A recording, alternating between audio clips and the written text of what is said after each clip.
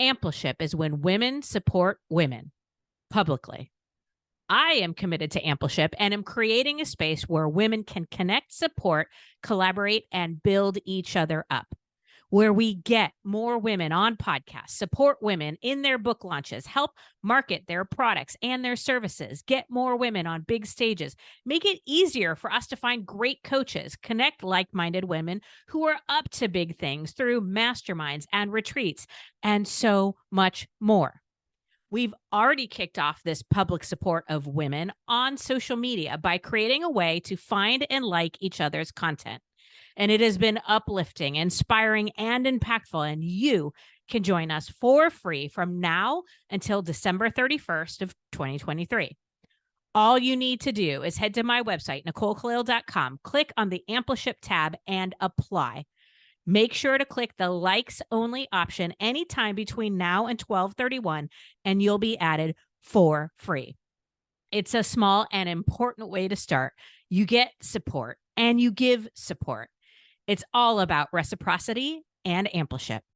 Visit my website or click the link in show notes to join the Ampleship social media engagement party.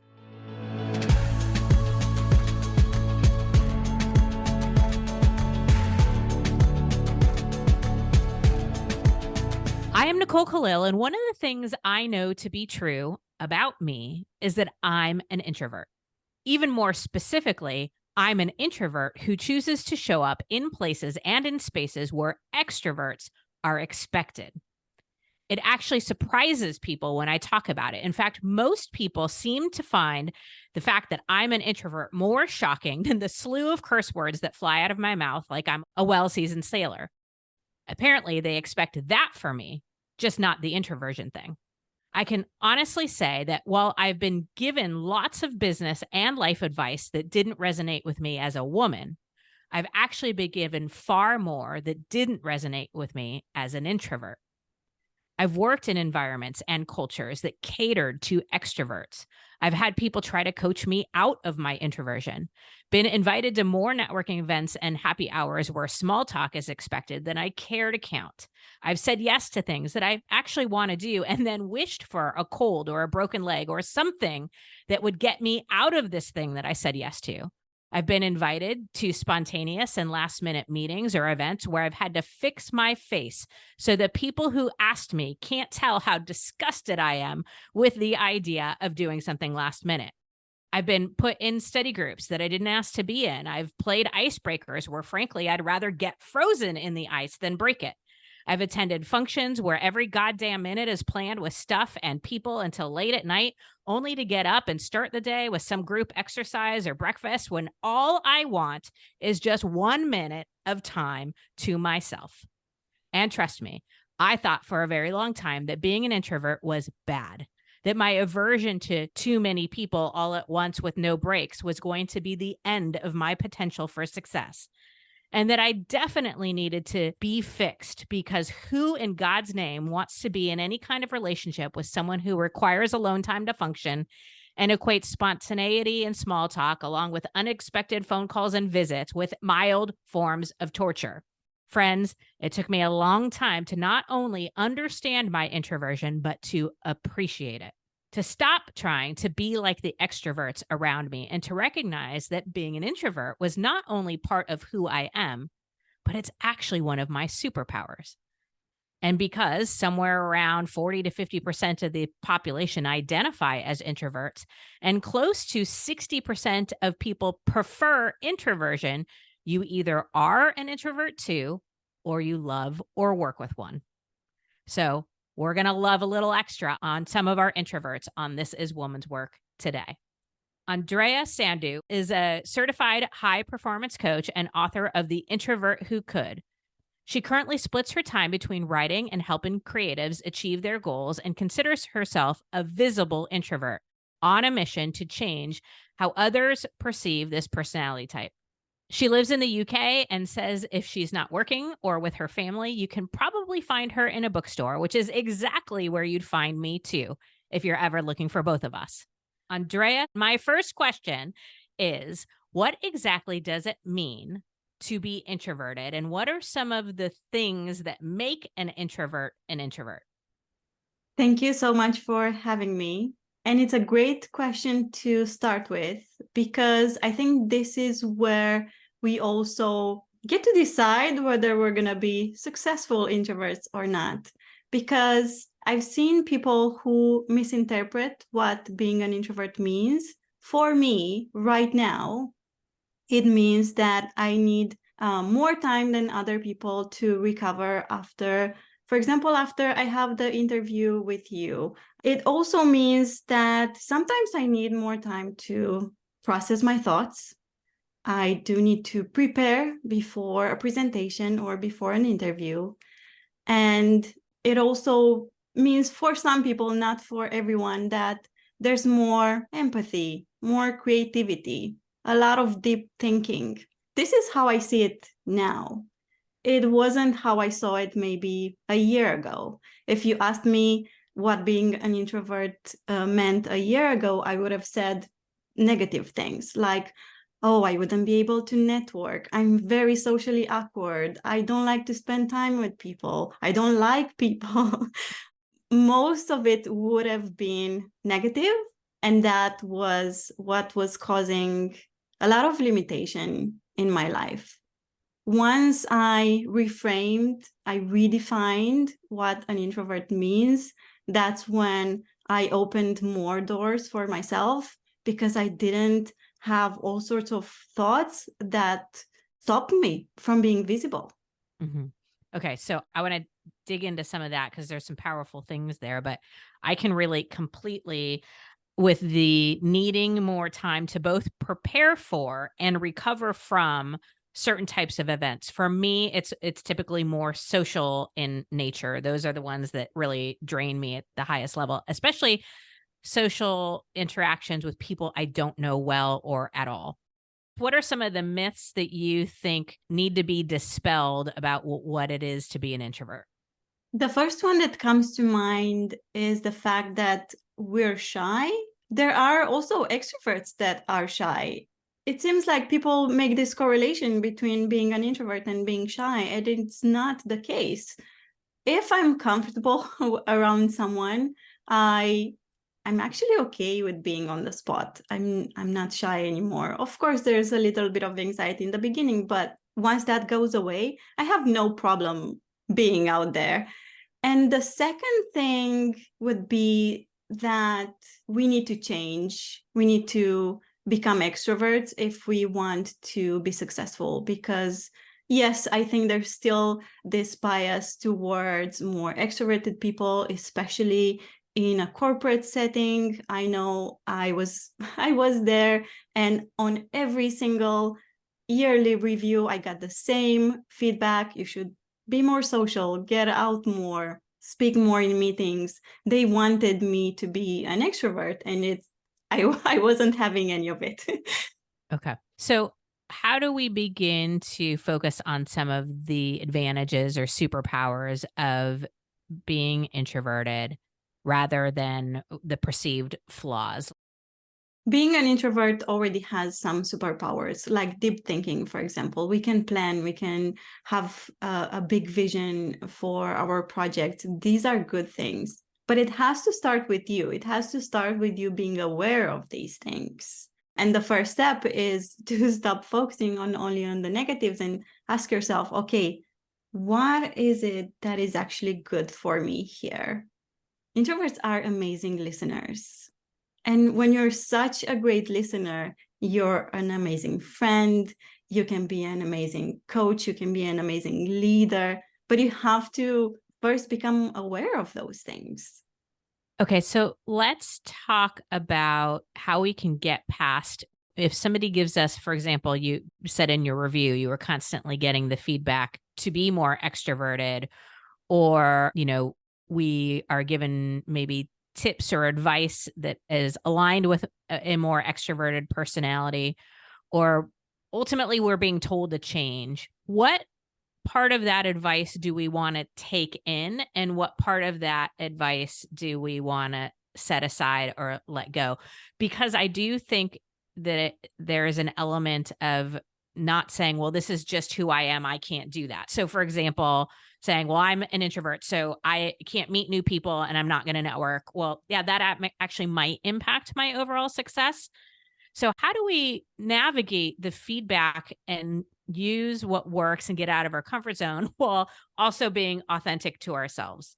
Right. I always think if I were to go back to corporate and have this conversation with my manager again, first of all, I would now recognize, back then I didn't have a name for it. I didn't call myself an introvert. Now I know.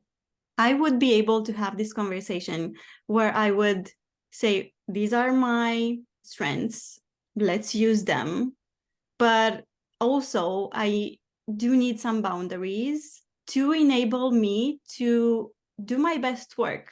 For example, if we're in a meeting, don't put me on the spot without having some time beforehand to prepare for it. So I would mention these things that I would need to be able to do my best work.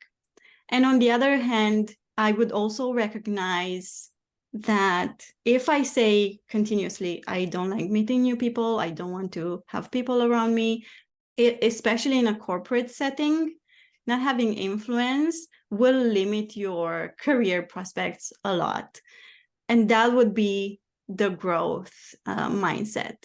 It's about just accepting that if you don't have a large network, you won't be able to grow as much. It's so much easier when you have other people to support you. And that means actually talking to them. Sometimes, unfortunately. So I like where you're going with this. And I think what I'm taking away from it is this idea, and I, like you, didn't know the word introvert or introversion when I was younger in my corporate career. So I didn't have, and I loved the way you framed that conversation. But what I'm hearing is this idea of what's the message underneath the message. So, for example, if somebody tells me, you should go networking, you need to meet new people in order to be successful, what my brain goes to is thinking a big room with people with name tags and a bunch of people I don't know, and I have to introduce myself and make small talk. And that sounds like torture. I'd rather die than be, successful if that's what that takes. But I think what the advice is that you, as you said, need to build your influence and you need to make connections. And that advice is really quite good. It's the how to that might differ. So for me as an introvert, I might not go into the large networking room where I don't know anybody.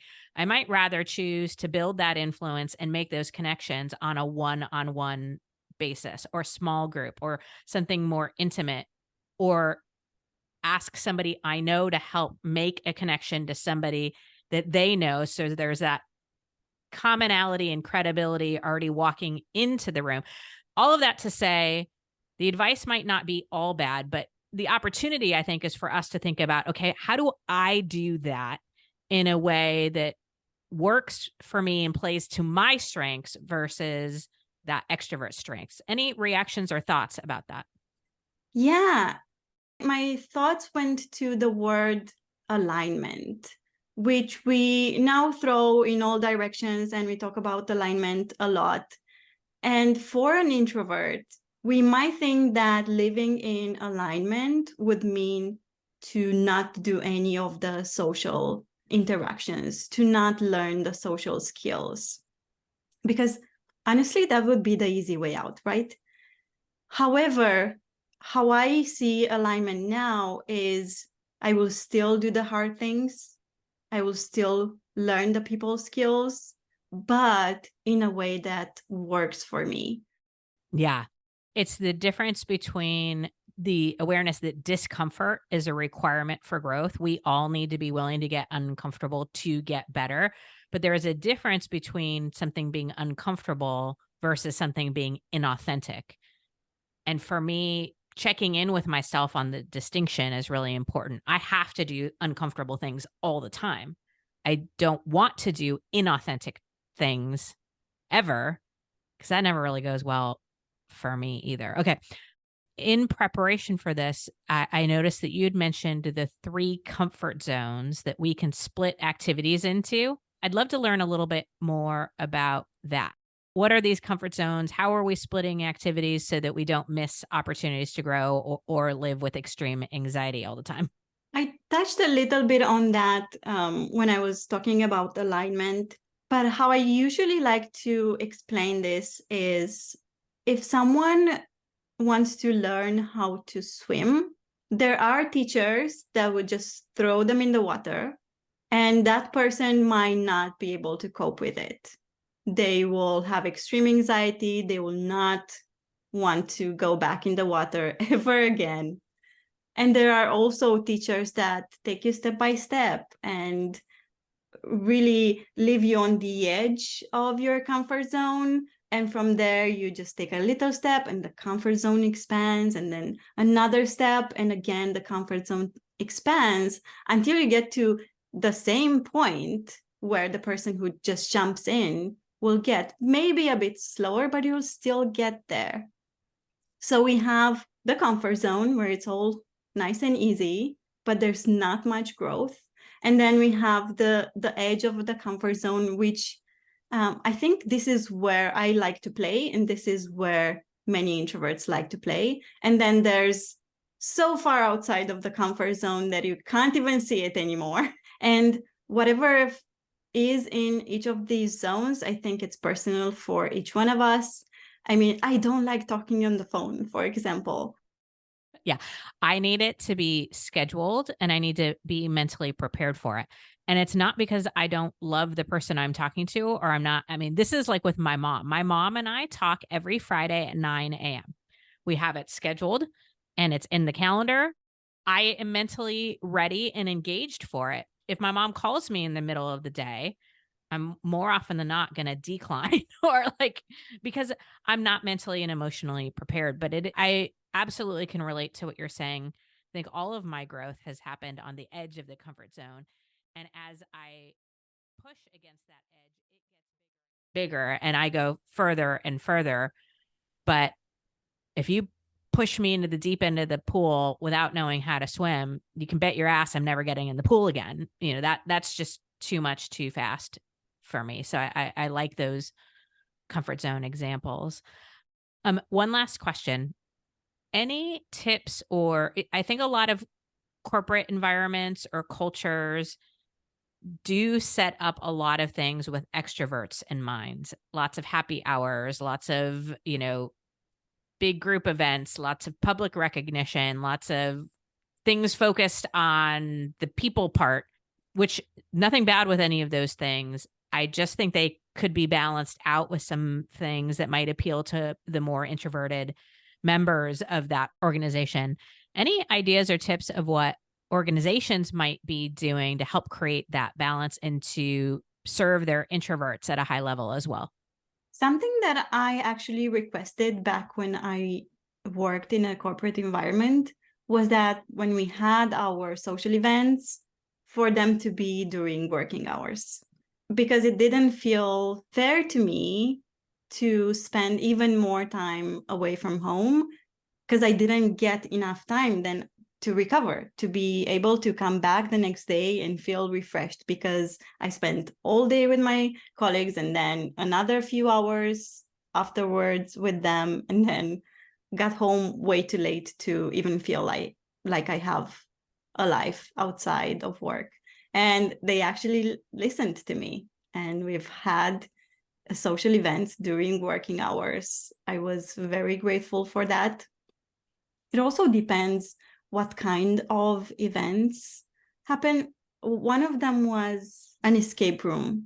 I love them. Maybe many introverts love them just because of the thinking part of it, the puzzle solving. I love that. I was also in a smaller team, so that worked perfectly for me.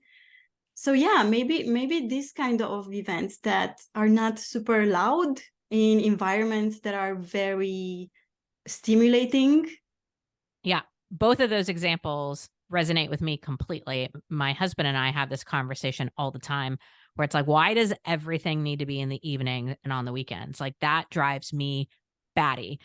And I would sign up for an escape room all day long. So I don't know if it's just the two of us or if that's good for other introverts too. but something that is a little bit more structured, smaller, intimate thinking, as opposed to the very unstructured. You don't know who you're going to talk to, what they're going to say, or what conversation you're going to get dragged into at a big happy hour with a bunch of people and drinks involved. And that can be, I think, a little awkward and uncomfortable if that's the only thing. Okay, if you're listening and you want to learn more about us introverts, or if you're one of us and you feel like someone is finally speaking your language, please go to andreasandu.com and you can find a link to her book, The Introvert Who Could, as well as ways to follow her and all of those links in show notes. Andrea, thank you so much for being here today. And before I close us out on this topic, I want to wish you, our listener, if you celebrate Thanksgiving, a wonderful day where you're stuffed with love and surrounded by family or friends who have become family. No matter what, I am grateful for you. And I'll share 2 hills I'm willing to die on as it relates to Thanksgiving. First, all the best people know that the true star of Thanksgiving dinner isn't the turkey, it's the mashed fucking potatoes. And gratitude is wine for the soul. So go on and get drunk. Okay, so let me close out this episode on introversion for us. Like masculine and feminine, I see introversion and extroversion as more of a sliding scale than an either or. We all likely have some of both things inside of us. And for those of you who are like me that lean real hard on the introverted side of that scale, let me remind you that your introversion is a superpower and not an excuse to avoid the things that matter. You don't need to be fixed because you're not broken, but you do need to grow because it's necessary for all humans to do so. Because being stuck, disconnected, fearful, or avoiding what matters is no way for anyone to live. It's my belief that the world needs more listeners than it does talkers. It needs more deep connection than surface level. It needs more thoughtful than it does charismatic. It needs more pauses than full steam aheads. It needs more one-on-one than social media posts. And it needs all of us connected to our authentic selves, bringing our unique gifts to the world, regardless of whether or not you're an introvert, extrovert, ambivert, omnivert. I don't give a fuckvert.